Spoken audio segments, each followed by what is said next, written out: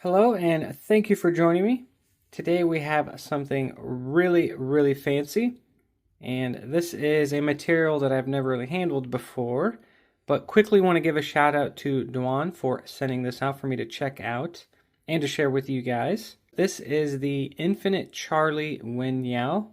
Now, from my understanding, Infinite Charlie is the maker, and again, this is the Wenyao model. And I'll leave information down to Duan's website where you guys can check out a bunch of other cool models that he has on there. But this one really stood out to me and I just had to check one out. So again, thank you to Duan for sending this out. This is constructed of zirconium. And you can see that the handles are highly polished. And you have a little bit of heat anodizing to bring out some of the color. And this definitely loves fingerprints. So it's pretty difficult to keep clean. That's not really an issue, but it is pretty to look at. You do have mother of pearl inlays here on the upper end of the scales. You do have a zirconium clip with that same beautiful finish. Another touch that I really like is the back spacer is also zirconium with a really cool pattern resembling bamboo. So I really like that touch. There are two issues that I found on this knife, but we'll get to that in just a moment. But you guys can already see the fingerprints are getting all over this thing. This is definitely I'd say like a Sunday carry or gentleman carry.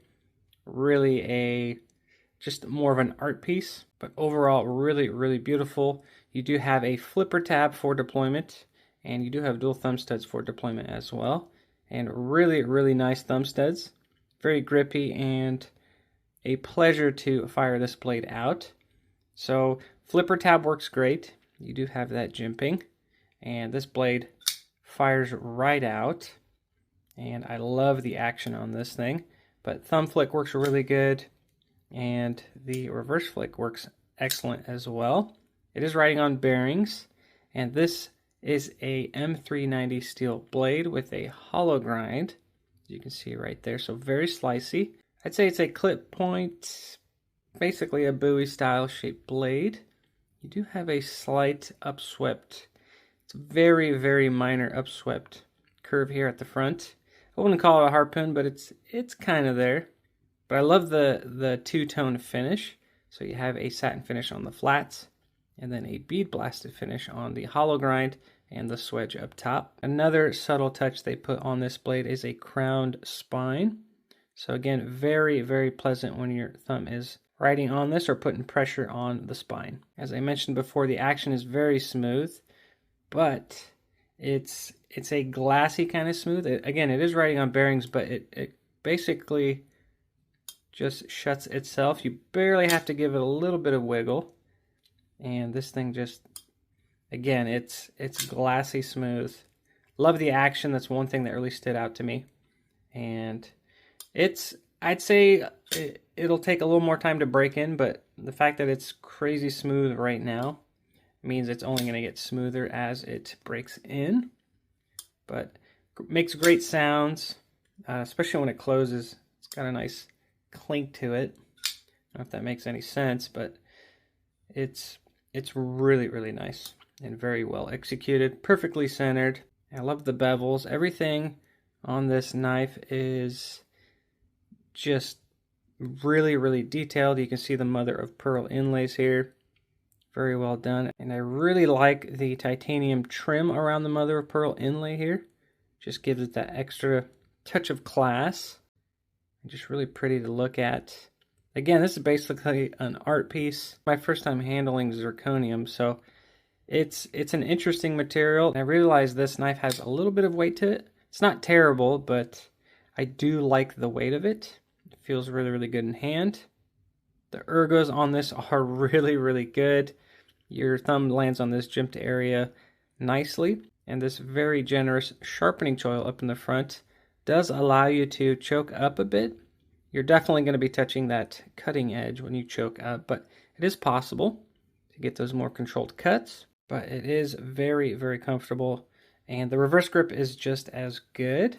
You do have this nice flat spot on the back spacer to land on with your thumb, so very comfortable ergos.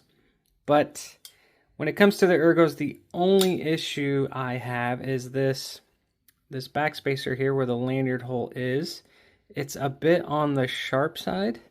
I wish they would have knocked it down a little bit or rounded it, but it pokes me in the palm right here. It's not terrible, but it's something you pick up on and you can notice. That's really my only issues with the ergos. And the second issue is this pocket clip. There's not really that much space for your pocket.